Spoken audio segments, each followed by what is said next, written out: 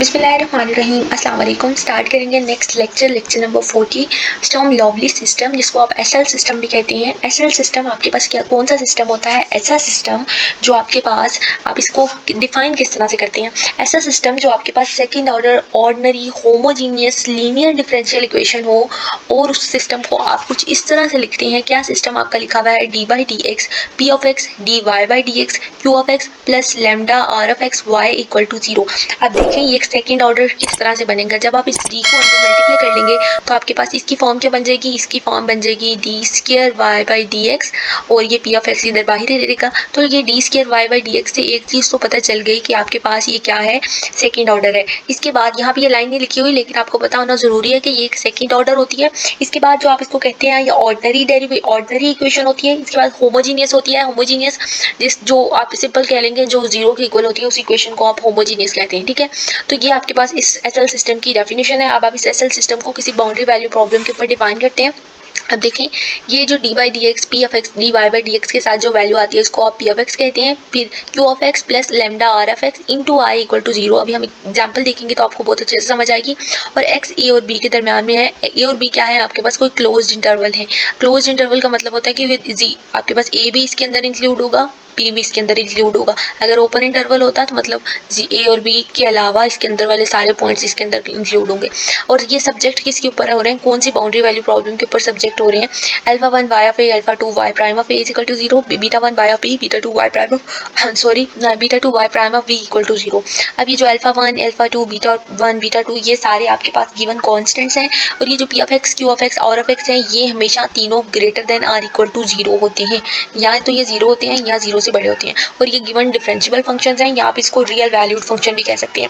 और यहाँ पे आपको एक लेमडा शो हो रहा है। लेमडा एक पैरामीटर है। इस लेमडा को ही असल में आपने फाइंड करना होता है। इससे पहले आपने ऑर्थोगोनल, आर्थोनॉर्मल, नॉर्मलाइजेशन, अगर आर्थोनॉर्मल कब होता था? अगर कोई सोल्यूशन आर्थोगोनल है उसको नॉर्मलाइजेशन हमने प्रूव कर लिया तो उसको हम आर्थोनॉर्मल भी प्रूव करते हैं, और वो ऑर्थोनॉर्मल भी होता है।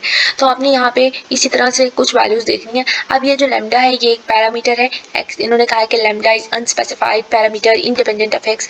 Here system has sequence of eigen values. अब आपने इस बात को याद रखना है कि जब आपने लेमडा फाइंड कर लेना ना, आपका लेमडा का आंसर आ गया, ये लेमडा आपका आइगन वैल्यू कहलाता है। ठीक है, अब लेमडा आइगन वैल्यू कहलाता है। आइगन वैल्यू को आप कैरेक्टरिस्टिक वैल्यू भी कहते हैं। और उस लेमडा के कोरस्पॉन्डिंग हम एक फंक्शन फाइंड करते हैं जिसको हम आइगन फंक्शन या कैरेक्टरिस्टिक फंक्शन कहते हैं। इस बात को आपने याद रखना है। लेमडा आइगन वैल्यू होगी और उसके कोरस्पॉन्डिंग जो आप फंक्शन फाइंड करेंगे उसको आप आइगन फंक्शन कहेंगे। और अगर अब आपके पास एक और बात इंपॉर्टेंट कि अगर आपके पास लेमडा 0 आ जाता है तो जब आपके पास आंसर 0 आ जाता है तो उस सोल्यूशन को आप ट्रिवियल सोल्यूशन कहते हैं। ट्रिवियल सोल्यूशन का क्या मतलब है? आप अगर ट्रिवियल सोल्यूशन ऐसा सोल्यूशन होता है जिसके अंदर सिर्फ 0 इन्वॉल्व होता है, और जब आपके पास आंसर 0 आ जाता है ना तो फिर आप उसके कोरस्पॉन्डिंग आइगन फंक्शन फाइंड ही नहीं कर सकते हैं। तो अब आपके पास अगर लेमडा 0 के अलावा कोई टर्म आती है तो आप नॉन जीरो को वैल्यू आती है तो उसको आप नॉन ट्रिवियल सोल्यूशन कहेंगे, तो आप उसके corresponding eigen function find out कर सकते हैं। एग्जांपल देखेंगे। एग्जांपल के अंदर आपके पास y double prime lambda y है। आप इसको अपनी general form of SL system के साथ कंपेयर करेंगे। ये y डबल प्राइम है मतलब d square y by d x का स्क्वायर है। डी अगर आप इसको ओपन करके लिखें तो d by d x d y by d x. यहाँ पे इसके साथ y डबल प्राइम के साथ कुछ वैल्यू नहीं है तो 1 है, तो हमने इस पी ऑफ एक्स की जगह पे 1 लिख लिया। प्लस अब लेमडा y है तो लेमडा लिखा लेमडा, और उसके साथ कुछ भी नहीं है तो यहाँ पे आपके पास कुछ भी नहीं, इधर बाहर y है, बाहर करके y लिख दिया। अब आपके पास लेमडा के आगे आर ऑफ एक्स की वैल्यू है। लेमडा के आगे कुछ भी नहीं है मतलब आर ऑफ एक्स क्या है? यहाँ पे 1 है। यहाँ पे क्यू ऑफ इससे पहले क्यू ऑफ एक्स आता है तो क्यू ऑफ एक्स आपके पास इस इक्वेशन के अंदर इस लेमडा से पहले कोई वैल्यू नहीं है तो इट्स मीन कि क्यू ऑफ एक्स क्या है? 0 है। अब ये कंडीशन आ गया। अब जो बाउंड्री वैल्यू गिवन है वो क्या है? जब y ऑफ 0 और y ऑफ 1 है आपके पास आंसर 0। इसका क्या मतलब होता है बाउंड्री वैल्यू का? y ऑफ आपका इक्वेशन y और x के दरमियान में है। मतलब आपके पास ये जब y ऑफ x है, जब आपका x 0 है तब भी y का आंसर 0 के इक्वल है। जब आपके पास y ऑफ x 1 है तब भी आपके पास y का आंसर क्या है? 0 है। तो अभी हम इसको आपको ये तो पता चल गया कि आपके पास p of x q of x और r ऑफ x क्या है। इस क्वेश्चन के अंदर p ऑफ x 1 है, q ऑफ x 0 है और r ऑफ x 1 है। ये चीज़ हमने फाइंड कर ली। अब इसकी सब्जेक्टिव 2 के ऊपर चलते हैं। आपके पास y ऑफ 0 0 के इक्वल है। तो अब आप देखें आपके पास अल्फा 1 y ऑफ a लिखते हैं आप। अब आपके पास y ऑफ 0 है तो आपके पास इससे पहले क्या है, अल्फा 1 है, अल्फा 1 क्या है, इसके पहले कुछ भी नहीं तो अल्फा 1 है, तो अल्फा 1 की वैल्यू 1, आप उसके बाद y of alpha as it is लिखते हैं तो आप y of 0 as it is लिख लेंगे, प्लस अल्फा 2 लिखेंगे, तो यहाँ पे इसके आगे कोई वैल्यू नहीं है तो अल्फा 2 0, फिर वाई प्राइम ऑफ आपके पास 0 अल्फा है, वाई प्राइम ऑफ अल्फा है तो वाई प्राइम ऑफ 0, ये किसके इक्वल है, पहली बाउंड्री वैल्यू प्रॉब्लम 0 के इक्वल है, तो वाई 0 0 के इक्वल है तो इसको हमने 0 के इक्वल रख लिया। अब दूसरी कंडीशन पे है, जब बीटा 1 की बात कर रहे हैं तो उसी तरह से इसके पहले वाई ऑफ 1, इससे पहले कुछ भी नहीं है तो 1 है, तो 1 बीटा 1 की वैल्यू क्या होगी 1, वाई ऑफ बी मतलब वाई ऑफ 1 लिखा, बीटा वाई ऑफ बी की जगह प्लस बीटा 2, अब इसके आगे तो कोई कंडीशन नहीं है तो बीटा 2 0 और वाई प्राइम ऑफ बी की जगह y prime of 1 equal to 0 हमने कंपेयर कर लिया। अब अल्फा 1 1 है, अल्फा 2 को जब आप कंपेयर करेंगे तो अल्फा 2 0 है, बीटा 1 1 है और बीटा 2 यहाँ पे क्या है कंपेयर करने पे 0 है, तो हमारे पास P of x, Q of x, are of X, alpha 1 alpha 2 beta 2 सारी वैल्यूज एसएल सिस्टम से हमने फाइंड आउट कर ली है। तो यही आपका था लेक्चर नंबर 40। अभी हम देखेंगे, अभी आपने यहाँ पे लेमडा फाइंड करना नहीं सीखा, नेक्स्ट लेक्चर्स के अंदर हम लेमडा भी देखेंगे। अब आपके पास lecture number 41 heat equation as motivation for SL system. आपके पास एक फॉर्म दी गई है, इक्वेशन दी गई है, वो कहता है कि इस इक्वेशन को आपको सारा कुछ बता दिया गया है, boundary values problem boundary values बता दी गई हैं, जब x 0 है, u देखें u x और u आपके पास एक दफ़ा x पे डिपेंड कर रहा है और u एक दफ़ा यहाँ पे t पे डिपेंड कर रहा है, इसका मतलब है कि u हमारा x और t का फंक्शन है, और हमारे पास जब u x 0 है तब भी u 0 है, जब x l है, x 0 और x l का क्या मतलब है, हीट इक्वेशन की बात कर रहा है, मतलब जब आपके पास उसका जब वो स्टार्टिंग पॉइंट पे x 0 है तब भी आपके पास ये पूरा ये जो हीट इक्वेशन, ये जो पूरी u की इक्वेशन है ये 0 होगी, ओ सॉरी यहाँ पे x लिखना था, जब x l है तो तब भी आपके पास जो उसकी कंडीशन है वो क्या है, u x l है तब भी u क्या है 0 है। अब जब t 0 है, क्योंकि u x और t का फंक्शन है ना, एक दफ़ा यहाँ पे हमें इस इक्वेशन से देख के पता चलता है कि u किस किस का फंक्शन है, जब t 0 है तो वो कहता है f of x के इक्वल है, और आपका सोल्यूशन जो है वो बाउंडेड है मतलब उसकी एक रेंज है, वो फाइनाइट वैल्यूज देगा। अब u हमें इस इक्वेशन से देख के पता चला कि ये आपके पास x और t का फंक्शन है, तो हमने लेट कर लिया x और t। अब आपको यहाँ पे पार्शियल u पे पार्शियल t चाहिए, तो हम यहाँ पे पार्शियल u पे पार्शियल t इजीली ले सकते हैं, तो आपने t की रिस्पेक्ट से डेरिवेटिव लेना है तो x कांस्टेंट रहेगा, t प्राइम आ जाएगा x t प्राइम। उसके बाद आपको यहाँ पे पार्शियल u पे पार्शियल x चाहिए, तो उसके इसके लिए जो डेरिवेटिव आएगा वो क्या आएगा, x प्राइम ऑफ t आ जाएगा, t कांस्टेंट रहेगा यहाँ पे। आप इस इक्वेशन के अंदर सारी वैल्यूज पुट करेंगे, g of x x t prime partial by partial x, की of x x prime of t, और ये सारी वैल्यूज लिखेंगे। अब आपने यहाँ पे ध्यान रखना है कि ये फर्स्ट वैल्यू तो ठीक लिखी गई है, partial u by partial x x prime of t आता है, तो यहाँ x t प्राइम लिख दिया गया है, तो आपने इसको x प्राइम ऑफ t, आपके पास जो भी हैंडआउट्स हैं या आप खुद नोट्स बना रहे हैं तो इसको लिखते हुए ध्यान रखना है, x प्राइम ऑफ t लिखना है, h ऑफ x, और आगे u है कह रहा है तो u हमने खुद लेट किया x t, तो उसकी जगह पे u की वैल्यू लिख दी है। अब आपके पास x t प्राइम यहाँ पे x प्राइम ऑफ t है, अब t x prime of t है तो t तो हमारे पास यहाँ पे कॉन्स्टेंट है, पार्शियल x है ना, x के रिस्पेक्ट से डेरिवेटिव लिया जा रहा है, तो t यहाँ पे कॉन्स्टेंट t को बाहर निकाल लिया, और x प्राइम का क्या मतलब होता था, x प्राइम अगर मैं आपको यहाँ पे लेना बता दूं, जब आप u का derivative with respect to x लेंगे तो आप यहाँ पे पार्शियल बाय पार्शियल x लिखेंगे, और okay partial by partial x लिखेंगे, और u की वैल्यू लिखते हैं ना, तो u की जगह पे आप लिख लेंगे x t कांस्टेंट है, t बाहर चला गया आपके पास, अब ये क्या बन गया, partial x by partial capital x by partial x बन गया है, तो इस आपके पास ये जो partial capital x by partial x है इसी को ही हम क्या कहते हैं, x प्राइम कह देते हैं। तो उन्होंने इस फॉर्म को अब ओपन करके लिख लिया dx by dx, rate of change of derivative of x with respect to x। तो आपके पास इस x प्राइम की जगह पे उन्होंने क्या लिख लिया, इसको तो छोड़ दें, ये मिस्टेक है, आप कंफ्यूज होते रहेंगे, x इसकी जगह ये लिख लिया और h of x as it is. अब आप यहाँ से x के वेरिएबल्स को सेपरेट कर लें, t को सेपरेट क्यों कर रहे हैं, सेपरेशन ऑफ वेरिएबल के मेथड में हम x को एक साइड पे कर लेते हैं, t को एक साइड पे कर लेते हैं। अब हम यहाँ पे t प्राइम वाले वेरिएबल को एक साइड पे, यहाँ t मल्टीप्लाई हो रहा है इधर डिवाइड हो जाएगा, g ऑफ x इधर मल्टीप्लाई हो रहा है इधर आके, x भी इसके साथ मल्टीप्लाई हो रहा है इधर आके डिवाइड हो जाएगा। ये सारे फंक्शन को हमने माइनस लैम्डा के इक्वल रख लिया। माइनस लैम्डा के इक्वल रखने से पहले अगर आप इसको एसएल सिस्टम के साथ कंपेयर करें तो आपके पास एसएल सिस्टम के साथ कंपेयर करने से आपके पास इक्वेशन वही बन रही है। देखिए अगर हम इसको एसएल सिस्टम से कंपेयर कर लेते हैं तो आपके पास फर्स्ट अगर आप देखें तो d by d x p of x होता है, यहाँ पे d y by d x होता है, तो पी ऑफ एक्स हमारे पास यहाँ पे क्या बन गया, के ऑफ एक्स बन गया, और h of x into g of x है। अगर आप इस वैल्यूज़ को कंपेयर करें माइनस लेमडा, अगर आप इस सारी इक्वेशन को आपने इसको प्रूव करने के लिए क्या करना है, आपको मैं स्टेप बता देती हूँ। आपने ये जो ये वाली इक्वेशन है इस सारी इक्वेशन को जी ऑफ एक्स के साथ मल्टीप्लाई कर लेना है। जब आप इस टर्म के साथ जी ऑफ एक्स के साथ मल्टीप्लाई करेंगे, जी ऑफ एक्स एक्स के साथ मल्टीप्लाई कर लेना है, तो यहाँ से ये जी ऑफ एक्स एक्स खत्म हो जाएगा।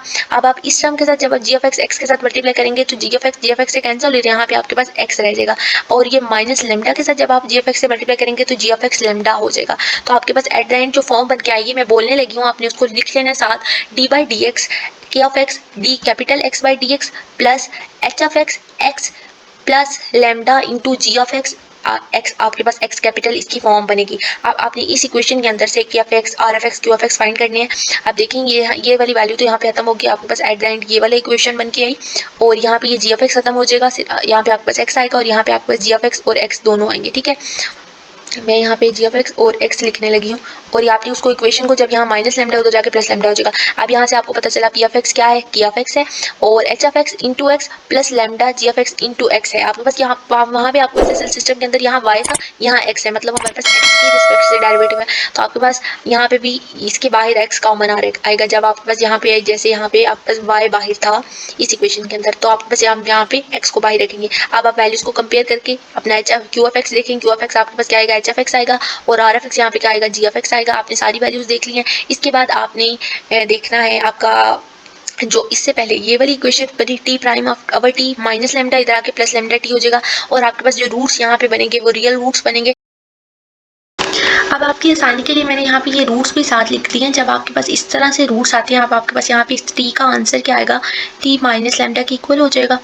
तो आपके पास टी प्राइम टी इसके माइनस लेमडा के इक्वल हो जाएगा। जब आपके पास इसके रूट्स बनेंगे तो वो टी ही इक्वल होगा, टी माइनस लेमडा के इक्वल हो जाएगा। तो आपके पास इसके जो रूट्स बनेंगे, जब आपके पास रियल रूट्स बनते हैं तो रियल रूट्स में आप क्या करते हैं, रियल रूट्स में आपके पास अगर आपके पास एक रियल रूट आता है तो आप उसको सी ई की पावर में ए एक्स या सी ई की पावर में एम वन एक्स लिख लेते हैं। तो आपके पास इसका रूट इसकी वैल्यू माइनस लेमडा आई है, इस ए की जगह पे माइनस लेमडा पुट किया तो आपके पास इस टी का आंसर आ चुका है। अब आपने सुपरपोजिशन प्रिंसिपल में आपको काफ़ी दफ़ा बता चुकी हूँ कि सुपरपोजिशन प्रिंसिपल क्या होता था। ऐसा अब आपके पास अगर आप किसी सोल्यूशन को एक से ज़्यादा वैल्यूज़ लेके मानते हैं, C1 C2 C3 ज़्यादा वैल्यूज़ ले लेते हैं और अगर आप उस सोल्यूशन को एक लीनियर कम्बिनेशन में लिख लें तो आपके पास जो नेक्स्ट आप उसको लीनियर कम्बिनेशन में लिखेंगे वो भी एक सोल्यूशन माना जाता है। तो हमने इस सोल्यूशन को जब आपके पास एक्स और टी दोनों का आंसर अगर हम देख लेते हैं, आपके पास टी का आंसर तो ये आया, एक्स वाली वैल्यू को हम एक्स एन ऑफ एक्स लिख लेते हैं क्योंकि आप इस x वाली वैल्यू के अंदर से हमने क्या किया, इसको हमने एसएल सिस्टम से कंपेयर करके उसकी वैल्यूज़ को फाइंड आउट कर लिया था। अब आपके पास ये इस इक्वेशन के अंदर सुपरपोजिशन प्रिंसिपल की हेल्प से हमने n1 टू इन्फिनिटी इस फॉर्म को सी एन ई की पावर में माइनस लेमडा एन टी लिख लिया है। अब देखें आपके पास बाउंड्री कंडीशंस क्या गिवन थी, जब टी जीरो है तो वो एफ एफ एक्स के इक्वल है। तो अब आपने इस कंडीशन के अंदर टी जीरो पुट करना है, टी जीरो पुट किया ई की पावर में, जैसे ही ये टी यहाँ पे जीरो पुट करने से ये सारा फंक्शन ई की पावर में जीरो हो जाएगा और एक्सपोनेंशियल की पावर में जीरो हमेशा वन की इक्वल होता है। तो आपके पास ये वाली वैल्यू तो हमेशा ये वाली वैल्यू तो वन होगी, आपके पास सिर्फ c n x N F x रह गया ये वाला सोल्यूशन। और जब आपको पता है कि जब हमारे पास ये इक्वेशन जब टी जीरो था तो यू किसके इक्वल था, एफ एफ एक्स। तो अब आपके पास ये जो न्यू फॉर्म एक फंक्शन की बनी है इसको आप एफ एफ एक्स के इक्वल रख सकते हैं। तो अब आप देखें ये जो सी एन है इसको हमने काफ़ी दफ़ा देखा, ये आपके पास जनरलाइज्ड फोरियर कोफिशिएंट है और इस जनरलाइज्ड फोरियर कोफिशिएंट को आप इस तरह से भी लिखते हैं c N F F x x N F x orthogonal orthonormal conditions के अंदर आपने देखा था। तो आपने इस फंक्शन को आप इस तरह से भी लिख सकते हैं। पुटिंग अब आपके पास सी एन की एक वैल्यू आ गई है, जब आपने lecture number 31 32 I think so किया था उधर हमने ये सारी फॉर्म्स देखी थी कि आप इस इक्वेशन को इस तरह से क्यों लिख सकते हैं। तो आप देखें सी एन की वैल्यू इस इक्वेशन के अंदर पुट करती है, आपका जो original U X of T की फंक्शन है सी एन की वैल्यू यहाँ पे पुट की F F x X F N E की power minus lambda N T और एक्स एन एफ एक्स आपके पास एज इट इज आ गया। तो ये आपके पास अब हमारा जो नेक्स्ट लेक्चर है वो है lecture number 42 eigen values and eigen functions of SL system. आप देखिए इस लेक्चर के अंदर मैंने आपको जैसे बताया था कि आप लेमडा की वैल्यू फाइंड करते हैं और उस लेमडा को आइगन वैल्यू कहते हैं और उस लेमडा के कोरस्पॉन्डिंग जितने सोल्यूशन आते हैं आप उसको आइगन फंक्शन कहते हैं। आप देखें ये भी मैंने आपको बताया कि ट्रिवियल और नॉन ट्रिवियल सोल्यूशन कौन से होते हैं, जब आपके पास आंसर जीरो आ जाता है तो उसको ट्रिवियल सोल्यूशन कहते हैं और वो आपके पास लेमडा की वैल्यू जीरो आती है तो उसको आप ट्रिवियल सोल्यूशन कहते हैं। लेकिन आप उस ट्रिवियल सोल्यूशन के रिलेटेड कोई भी आइगन फंक्शन फाइंड आउट नहीं कर सकते हैं। लेकिन अगर आपके पास जीरो के अलावा कोई नॉन जीरो सोल्यूशन आता है तो आप उसके कोरस्पॉन्डिंग आइगन फंक्शंस को फाइंड आउट कर सकते हैं। तो उस सोल्यूशन को आप नॉन ट्रिवियल सोल्यूशन कहेंगे जब आपके पास जीरो के अलावा कोई सोल्यूशन आएगा। तो here non trivial solution of SL system exist in generalised for a particular value of lambda. Lambda की कोई पर्टिकुलर वैल्यू होगी जीरो के अलावा and these values are called eigen values. अब आपका लेमडा की फॉर एग्जांपल वैल्यू आती है 1 और उस 1 के कोरस्पॉन्डिंग जितने भी सॉल्यूशंस आएंगे and the corresponding non trivial solutions are eigen functions of SL system. अब यहाँ पे वो एग्जांपल दे रहे हैं y double prime plus lambda y is equal to 0 और उसके लिए बाउंड्री कंडीशन है जब x 0 है तो y की फंक्शन 0 है, जब x 1 है तब भी y क्या है 0 है और उसकी रेंज क्या है x 0 और 1 के दरमियान में है। जब भी आपके पास इस तरह का सोल्यूशन आता है ना तो आप उसको ईजी वे में सबसे पहले तो लिख लें और अगर आप इसको इस तरह से लिख लेते हैं, y को हम लेट कर लेते हैं e की पावर mx, इसको 2 टाइम्स डेरिवेटिव ले लेते हैं विद रिस्पेक्ट टू x, तो y का एक टाइम दफ़ा डेरिवेटिव लेंगे तो m e mx आएगा एक्सपोनेंशियल एक दफ़ा एज इट इज़, और उसकी पावर का डेरिवेटिव क्या हो जाएगा, m हो जाएगा। फिर आप इसका अगेन डेरिवेटिव लेंगे तो आपको बस m इधर ही रहेगा, एक्सपोनेंशियल एक दफ़ा एज इट इज़, m तो कांस्टेंट है। फिर आप एक्सपोनेंशियल की पावर का डेरिवेटिव लेंगे तो आपके पास mx अगेन आएगा, mx के अगेन डेरिवेटिव लेंगे तो m x1 हो जाएगा, m आपके पास 12 आ जाएगा, जिसकी वजह से वो m स्क्वायर बन जाएगा, m स्क्वायर e की पावर mx बन जाएगा। और e की पावर mx को हमने वायलेट किया तो उस e की पावर mx की जगह पे हम वायलेट पुट कर देंगे, m square as it is आ गया।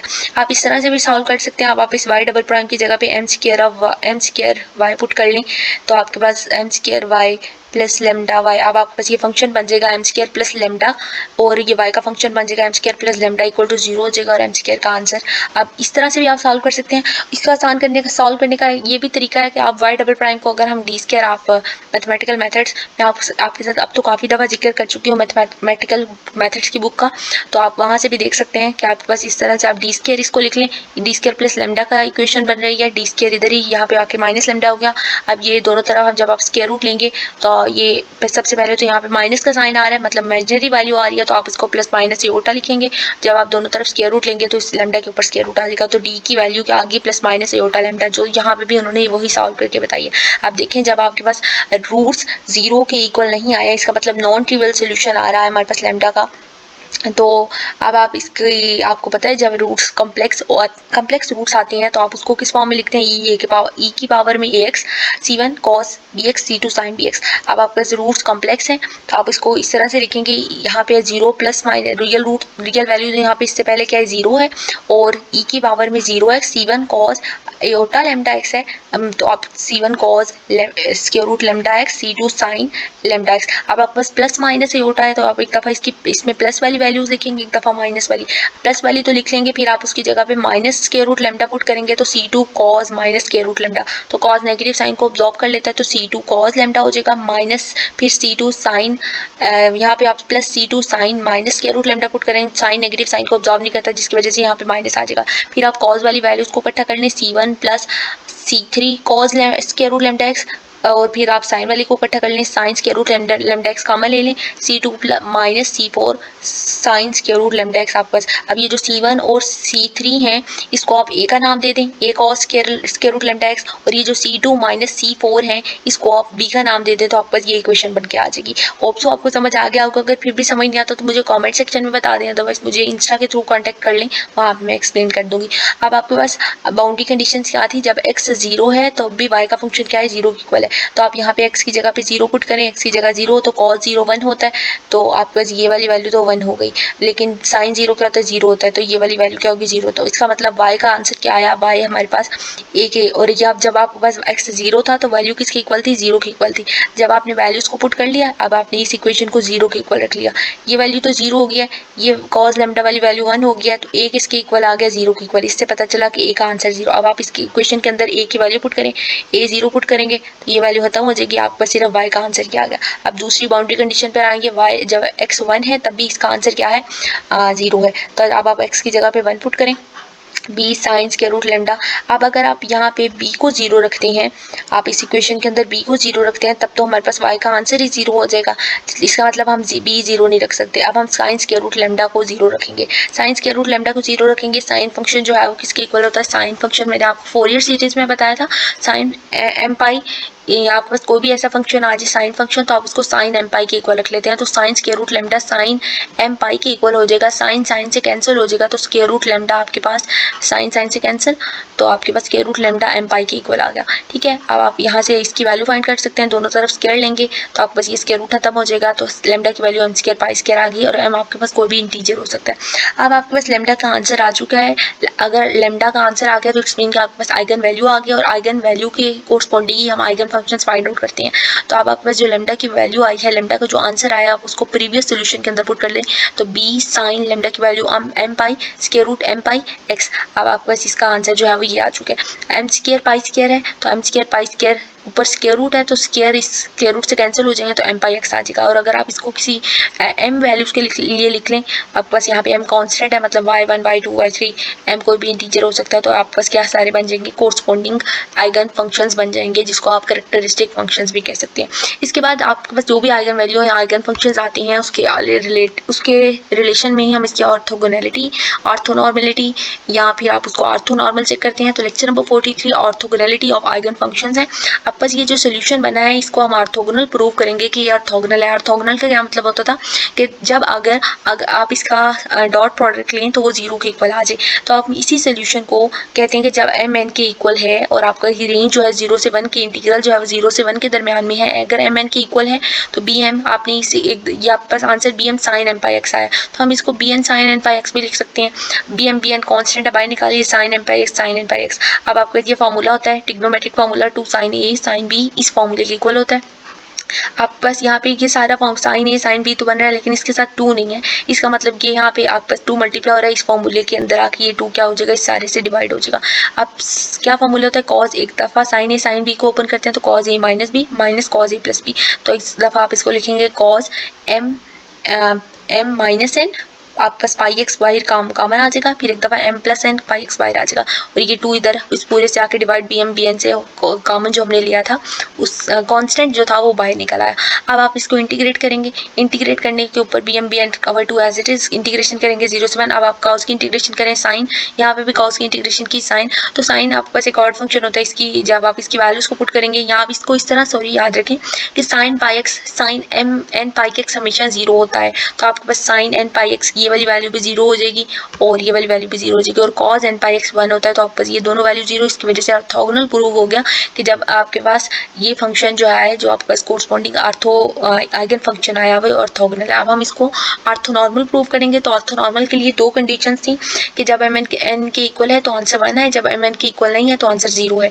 तो उसके बाद जब m n के इक्वल है तो आप उसको b, अब m n की इक्वल है तो आप इसको फाई n ऑफ x, ये क्रोनिकल डेल्टा की कंडीशन है, ये क्रोनिकल डेल्टा का साइन है जो कि जहाँ सारे कहीं s लिखा हुआ है ये साइन है, ठीक है।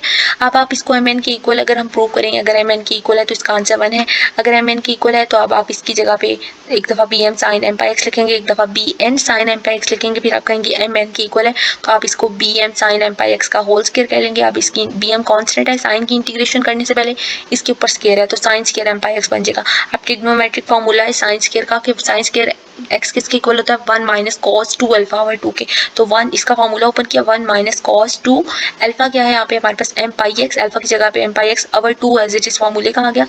अब bm का स्क्वायर है एज इट इज इंटीग्रेशन देखें करेंगे 1 ओवर 2 दोनों से डिवाइड हो रहा है, सेपरेट आउट कर लिया 1 over 2 minus cos 2 m pi x over 2, ये 4 यहाँ पे नहीं आएगा, बाय मिस्टेक उनसे लिखा गया। अब देखें कॉस की इंटीग्रेशन क्या होती है, साइन होती है, साइन 2m पाई x, और फिर अगेन इस अंदर वाली टर्म का डेरिवेटिव 2m पाई x का, तो आपके पास 2m पाई बन जाएगा, तो यहाँ पे 2m पाई आ गया। अब आप इसकी लिमिट्स पुट करें 1 ओवर 2, फर्स्ट लिमिट पुट करेंगे यहाँ पे 1, तो 1 ओवर 2 इंटू 1, फिर 1 ओवर 2 x की जगह 0 पुट करेंगे तो 1 ओवर 2 इंटू 0, तो 0 वाली वैल्यू जब दूसरी लिमिट पुट करें तो 0 हो जाएगी, लेकिन फर्स्ट लिमिट का आंसर 1 ओवर 2 आ गया। अब आप इस के अंदर लिमिट पुट करेंगे तो आपको पता है कि साइन n पाई x या साइन m पाई x 0 होता है, तो ये इक्वेशन अपर लिमिट या लोअर लिमिट पुट करने से वैसे ही 0 आएगा, तो 1 ओवर 2 इंटू 1 bm स्क्वायर आप पास इसका आ गया। ये आप पास जब m n की इक्वल है तो ये क्या आंसर देता है 1 आंसर देता है, तो हमने इसको 1 की इक्वल रखा हुआ है, तो bm स्क्वायर ओवर 2 आप पास 1 की इक्वल हो गया। ये 2 इधर डिवाइड हो रहा है, इस साइड पे आ गया तो मल्टीप्लाई हो जाएगा, bm का स्क्वायर है, दोनों तरफ स्क्वायर रूट लेंगे तो bm का आंसर क्या आ गया, स्क्वायर रूट 2 आ गया। अब आपके पास जो लास्ट पे इक्वेशन आया था bm sin m pi x, इसके अंदर bm की वैल्यू पुट कर लेंगे तो ये आपके पास ऑर्थोनॉर्मल भी प्रूव हो गया, square root 2 sin m pi x is orthonormal set, हमने इसको 1 की इक्वल प्रूव करके 1 की इक्वल रख के इसको प्रूव कर लिया। लेक्चर नंबर 45 के अंदर expansion in terms of orthonormal functions. अब आपको जो भी फंक्शन है इसको हम कोई भी फंक्शन लेट कर लेंगे और इसकी एक्सपेंशन करेंगे। एक्सपेंशन कैसे करते हैं, हम सीरीज को एक्सपेंशन कह सकते हैं आपके, हम सीरीज को वेरी करते हैं, आपके पास n1 टू इन्फिनिटी हम सीरीज को वैल्यूज देते हैं उसकी, इसको चेक करते हैं कि आपके पास सीरीज जो है वो ऑर्थोगोनल प्रूव हो गई, ऑर्थोनॉर्मल प्रूव हो गई, तो अब आपने इस सीरीज को लेट कर लिया, अब ये ऑर्थोनॉर्मल भी प्रूव कर लिया। अब हमने इस सीरीज को लेट कर लिया, हमने कहा कि एफ ऑफ एक्स 1 की इक्वल है, क्यों लेट किया, अब आपने ऑर्थोनॉर्मल वाले लेक्चर के अंदर पढ़ा था कि f of x c N f phi N F x के इक्वल होता है। और ये जो आपके पास लास्ट पे सोल्यूशन आया, ये भी हमारे पास फाई एन एफ एक्स का ही सोल्यूशन आया। यहाँ पे हमने इसको फाई एन ही लेट किया था, ठीक है। ये हमारे पास इसी चीज़ को हमने ये अगर आर्थोनॉर्मल है, ये आर्थोनॉर्मल कब होगा, अगर ये कंडीशन सेटिस्फाई करेगा। अब ये कंडीशन सेटिस्फाई हो गई, ये आर्थोनॉर्मल प्रूफ हो गया। अब हमने इस फंक्शन को भी देखा था कि f x c n linear combination की फॉर्म में लिखा जा सकता है। ये आर्थोनॉर्मल वाले फाई एन एफ एक्स का सोल्यूशन भी आंसर आ गया। फाई एन एफ एक्स की यहाँ पे वैल्यू पुट करेंगे, एफ एफ एक्स। अब देखें, ये वाली वैल्यू तो आपने देख ली कि हमने इस वैल्यू को पहले से पढ़ा हुआ है। और ये भी देखा था कि सी एन किसके इक्वल होता है, C N F F X phi N F x के इक्वल होता है। एफ एफ एक्स हमने लेट किया 1 है, फाई एन एफ एक्स की value square root 2 sine N pi X आई है। स्क्वायर रूट 2 कॉन्स्टेंट है, बाहर चला गया, साइन की इंटीग्रेशन माइनस कॉज हो जाएगी, माइनस कॉज माइनस साइन बाहर आ गया, cause an x N pi x हो जाएगी।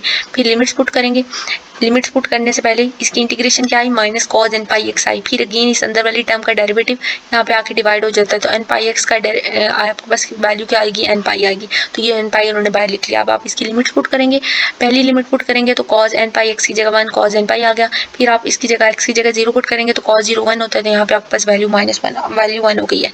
अब आपको पता है कि ये कॉज एन पाई माइनस, अब देखिए अगर आप इस सीरीज़ को इस तरह लिख लें, इस सीरीज़ को आप ये भी कह सकते हैं कि हम इसको -1 की पावर n फॉर्म में लिख रहे हैं। और आप ये भी देखें, अगर हम इस 1 को -1 का स्केयर लिख लें तब भी तो ये 1 ही बनेगा, -1 × -1 1 ही बनेगा। तो हमने इसको इस तरह से भी कह सकते हैं, या आप इसको -1 की पावर n कह के भी कह सकते हैं कि अगर हम n को वैल्यूज़ देंगे, n को 1 वैल्यू, n को 2 वैल्यू देंगे, तब भी हमारे पास ये इक्वेशन 1 ही रहेगा।